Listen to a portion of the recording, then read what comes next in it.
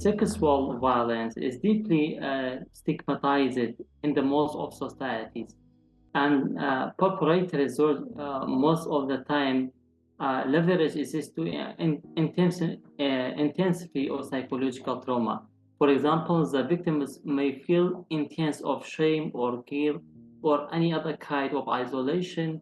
So it means that the psychological aspect, the symptoms lead to the symptoms and don't allow the victims to share their experience in terms of psychological symptoms.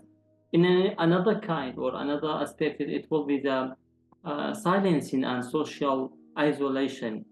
For example, victims of sexual torture often fear a social rejection, for few victimized in the disclosure of their experience, and societies with strong taboos around the sexual may obstruct victims, blaming them and, for example, for what happened, rather than supporting them. In many countries, in many religion and community, this created a culture of silence. So, whereas the perpetrators are really held accountable. So in our Zimbabwean context, stigma plays a very critical and destructive role. In fact, it actually magnifies the suffering of the survivors. It does not only subject them to trauma, but also create barriers to healing, the healing process that they so much need. They can't access because of the stigma. It also affects their access to justice because of the fear that they might actually be sexually violated again.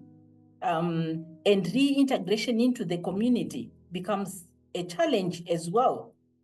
And the silencing also is a huge thing in our context. And the survivors continue to suffer.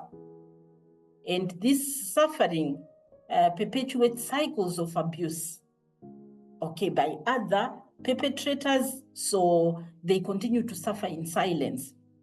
We have had people who have come to our workshops telling us that they've never opened up, they've never said anything. They would rather die in silence than mention anything about the abuse or seek support.